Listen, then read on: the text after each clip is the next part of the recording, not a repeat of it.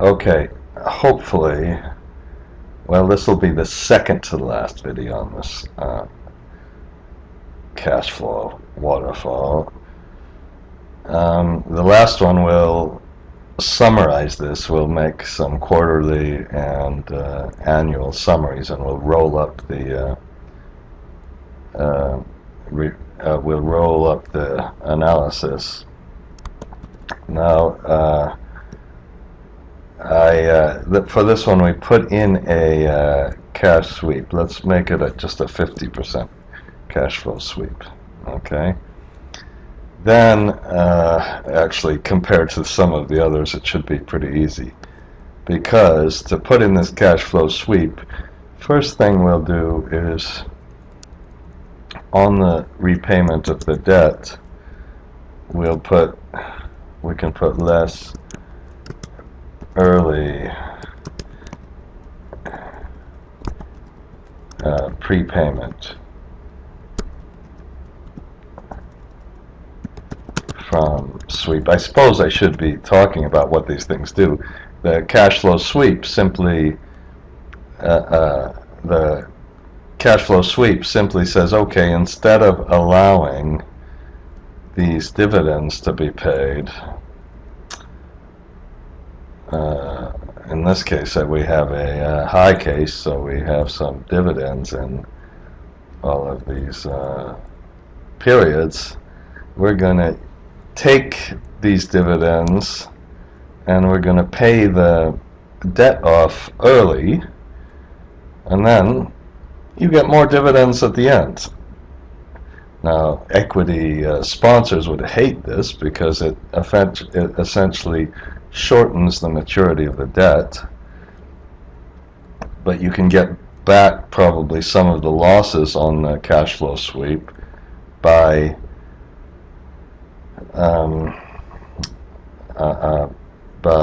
refinancing the debt. So the first thing we need to do is put this in. Now, in some of these situations, we could sweep the cash here. We could sweep this cash before we go to the next step.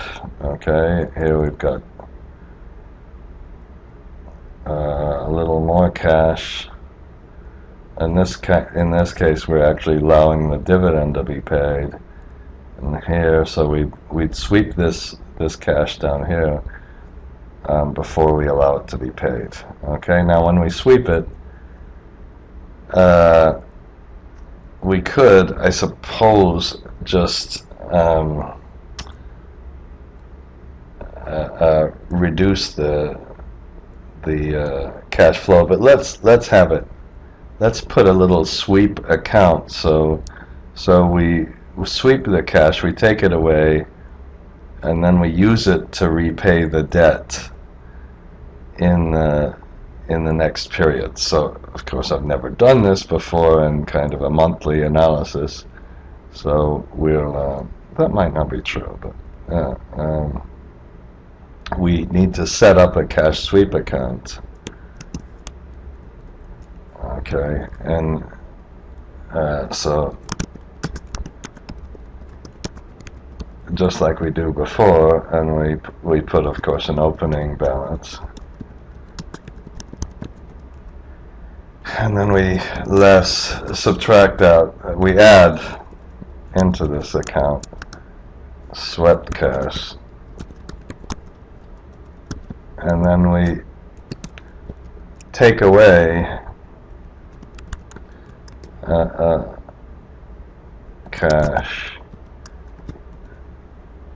how about used for early repayment, and then we can put a closing balance. Okay, now the cash swept will come from straight this account, and then the amount we'll repay will, I suppose we'll do the same thing. We'll put it somewhere down here, and we'll see how much is in the account, how much we swept, and make sure that we never sweep, we never pay off more than this, and there's going to be a little trick here. I'm going to make a mistake. I can see it right now, because we have to make sure we don't sweep too much cash. That's kind of the trick. So let's insert 3 lines and put less deposits into cash sweep. Now, if you were just doing this in a simple way, we would put a. Let's first put the cash sweep percentage here. Okay, so let's just go through some basic cash sweep analysis. Okay, and I'll put it here. Okay. If we just did a regular one, let's do a regular one. We put minimum. Well, first we only sweep when the cash flow is maximum, when the cash flow is positive. So we do this. I think that will always kind of be in there, and then we put minimum of either that amount of the cash or that amount of the cash or the or the opening balance of the debt.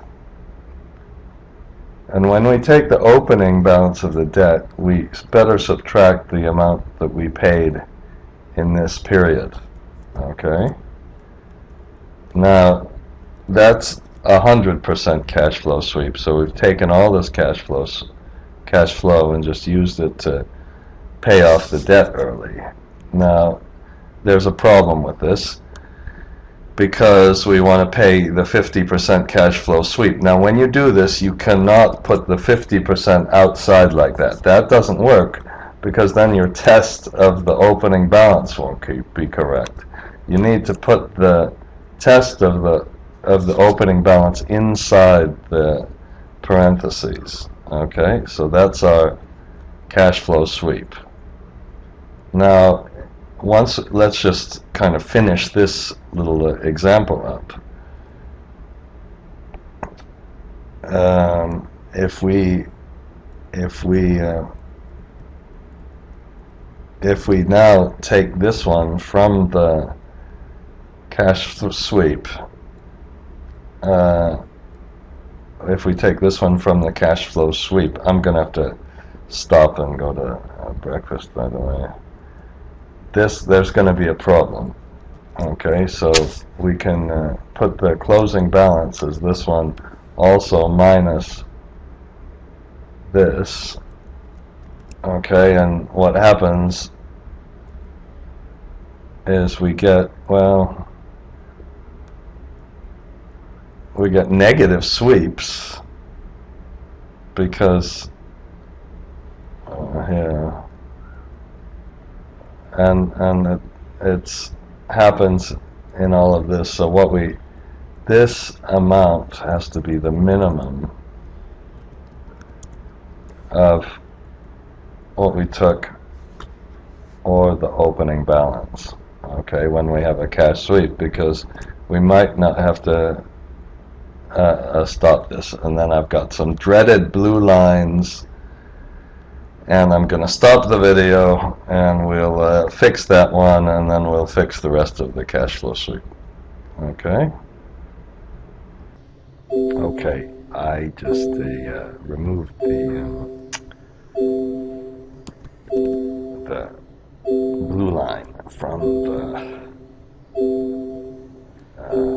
cash sweep that we had. Now, this is really philosophical. This is really philosophical. This is where circular reference and philosophy merge. Okay, ages ago, I had somebody who told me there's no such thing as a circular reference in the real world. That's not the way things work. They don't iterate around, and they don't go around and around. And I think he was from Poland, and I think he's right. worked at Price Waterhouse or something.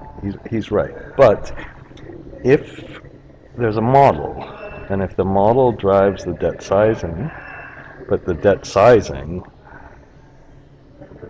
is included in the model, there is a natural circular reference there. In this instant, there's no natural circular reference. Now, the circular reference, the reason we had a circular reference was simply because in the debt service reserve account, right now I took I think I took the required debt service now. Yes. Now, on this one, previously, we just had a simple sum. Here's what we had before. We had a sum of the debt service. Where is the debt service? We took this, and I said, that's a pretty crude method, and then we added to that the we added, I think, 40, a semi-annual interest to that. Okay, and then we said, okay, well, that's our debt service.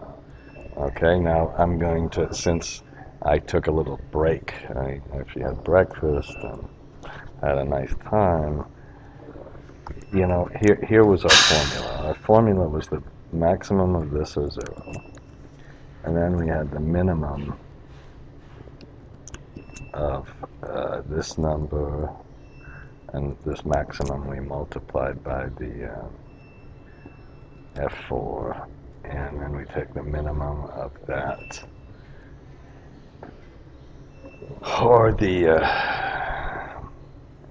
defaulted, the balance of the debt minus the repayment we had scheduled, okay? And then the circular reference came because I know that this was just in the video, but excuse me for redoing this because I had to think about it for a minute. The circular reference came because of the deposits into the cash sweep, okay? And here's why they came about. We had the debt schedule, and then we had our dreaded blue lines. Oh, my blue lines. Oh, I hate these blue lines. But in this one, I kind of didn't completely freak out because I've done this before, and I know there's a solution to this one. And the solution to this one is logic. It's not some fancy programming. The logic is that right now, this debt service account, the interest on the debt service is driven, and the debt service reserve is driven by the semi-annual interest, and this interest itself is driven by the early repayment. Now that is just false. There is no way, I don't care how good a banker you are, but you're not going to go and adjust the debt service reserve account and the debt service account. You're not going to do that, and you're not going to push that down because we had a cash sweep. That's the reality of it, and that's the fallacy. That's the fallacy of this debt service reserve account. Now, the reason this worked is because I used a simplistic sum, and the sum went too far into the future. Now, if we are a little more creative, and we realize that we put offset sum, and we limit this to this period, and the way we limit it to this period is we go to our debt service and we say, okay, I'm just only going to account for two things. I'm only going to account for the repayment. So we put this, let's just do it this, 0, 0, 1 for the height, and then I did something. I spent a little bit of time here. I kind of cheated. And then we'll go forward 6 months. Okay? Suppose, and then Shift Control R, and it still didn't work. Just a minute.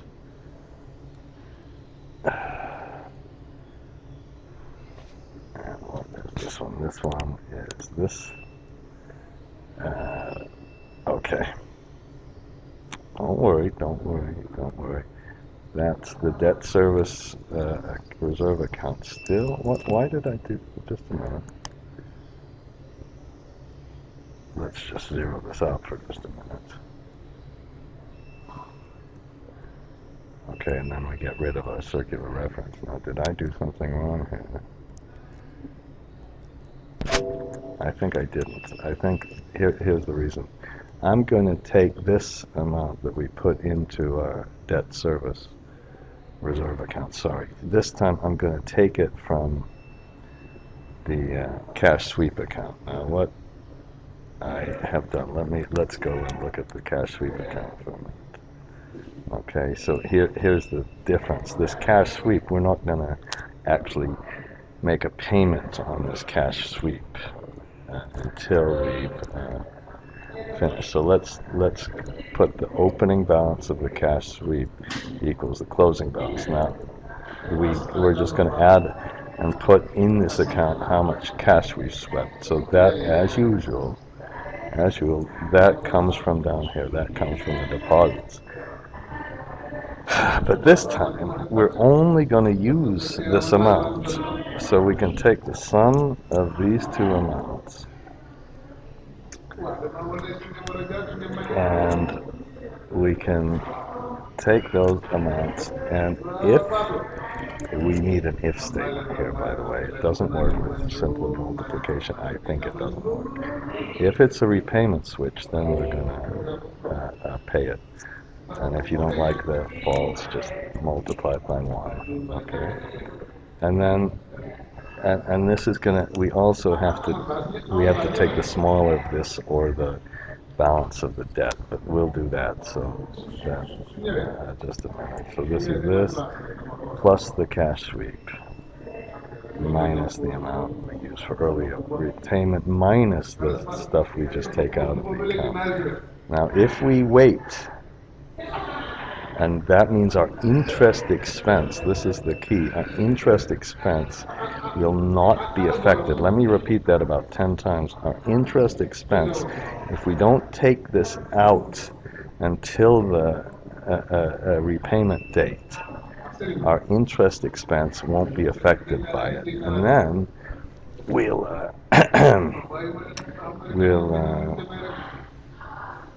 remove all the circularity. It wasn't so easy, okay? And we haven't finished it yet, okay? So now let's go and finish this account, and I am fairly certain that I will have to stop recording the video. I hope I'm recording. I am recording. That's good news. So, you know, so we have this deposits that we put into the cash sweep account. So far, there's still no. So this amount here, we're going to put into the cash sweep account. Okay, this is the amount we put in because we have some good, nice cash flows. I need to freeze the panes again. Okay.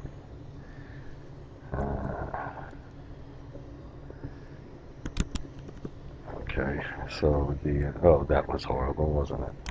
Alt WFF. Whoops, that was Alt WFFF. So let's freeze it by going up here. Alt WFF. Oh, freezing the panes. Okay. So, where were we? So we were looking at the cash sweep, and let's just kind of see what happens. So we put this cash sweep in, and then we take it out. Okay, and when we take it out, we go up to the debt account. Sorry, accrued interest. So now hopefully this debt balance subtracts that, okay? And then we go to the next year and we take some out just when we have our cash sweep. Okay, and finally, oops, we have a problem. Because good. We only have a problem in one period, but that's a good enough problem. That's kind of the problem I was looking for, because we started with 140. We should have not swept this cash flow. The cash flow we should have swept should have been the minimum of this minus this. Now, I thought that's what we had done. Oh, but here's the problem. Yeah, this was, we had swept it earlier, and we had put it into our account. So that's when the monthly model kind of is going to create a little bit of a problem. We swept this cash flow, and we put it into our account, and that's too much. So guess what we're going to have to use? We're going to have to use the minimum on this one. So I guess this is an exception. This probably should somehow be used inside the cash flow, because it's violating my rule, and I have a suspicion that when I violate my rule, I'm going to make some kind of mistakes. But, and remember, the rule is all the calculations go in that cash flow waterfall. So we take this and we subtract the repayment on that one, and then we close that. Why didn't that bracket close? Well, because I didn't press the shift key. Okay. So we fix this one, and we go across. Oh, it looks like there's some kind of, oh, that negative was okay. I'm just looking kind of for negative numbers. That's just, and we were funding there. Okay, so in this case, uh-oh, we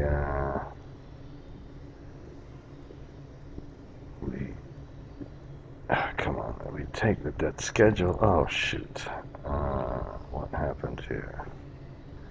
It should have been the minimum of this minus this, which is 0, and this repayment should have been 0. Okay, I'm leaving the video on just for a minute.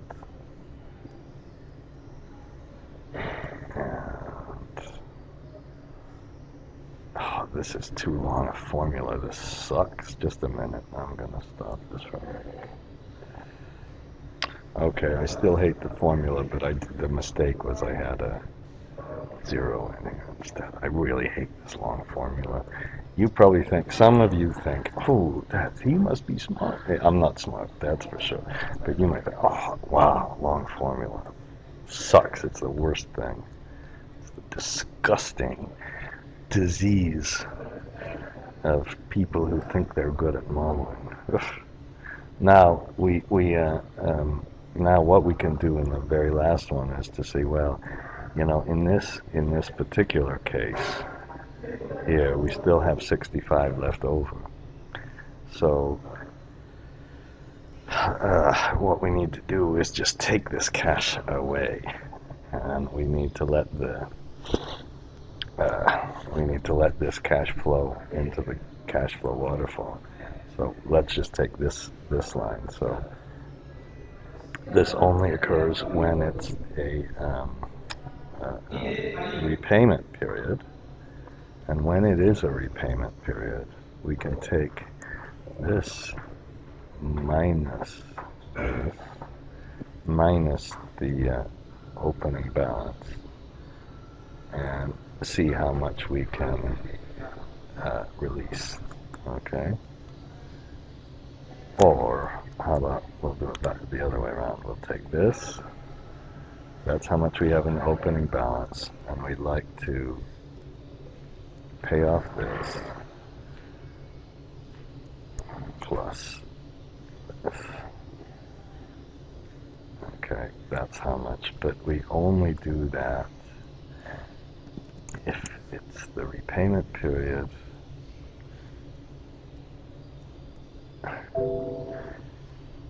Okay, whoops, we need a comma. And finally, this can only be positive. So we take the maximum of this, I agree that's painful. Let's put that over to the beginning.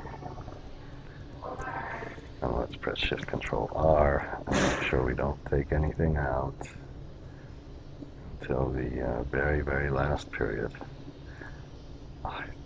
Don't say that that's not painful, okay.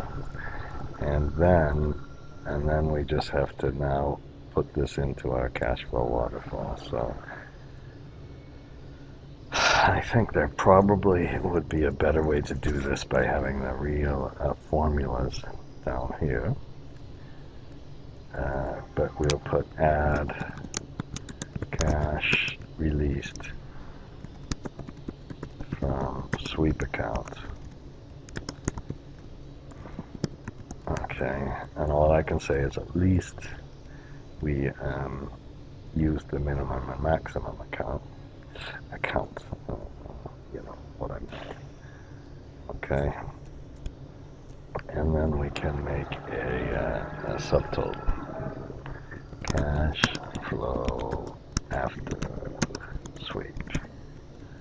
Okay, and of course, and that is this minus this plus this. Okay, now when we do this one, okay, we will what am I going to say? This is nothing very interesting other than to say that this final number has to be adjusted, and this number has to take the amount after the sweep. Oh, that's the amount we had in the account, so we can take these three, Shift Control R, and we can kind of check, well, this here we swept half of the cash, we let it go down into the account. We saw what our covenant was, and we passed our covenant, so we allowed a dividend. We allowed another dividend, and then we're going back and accumulating all this cash and putting it into the debt service account until we're finished putting it in. Then we have some left over, we sweep the amount, and then we trap what's ever left over. After we trap it, next year our covenant is passed, we allow the dividend to occur, and blah blah blah. Okay, and I'm going to okay, I think I'll still call this the monthly cash flow waterfall. Okay, and we've got one final video to make, which I think is fairly, and then we'll put instead of counter, what should we put? This is month to repayment, something like that. Okay, not exactly. All right, and now we have kind of I didn't mean to really do this, but we have kind of a full cash flow waterfall on a monthly basis, and the next exercise will be to roll this up into annual and quarterly amounts, and we want to put this stuff on the balance sheet because it's very likely that I made an error here, and the balance sheet would catch this error. That's why balancing the balance sheet is probably the most happy feeling you can have on the planet.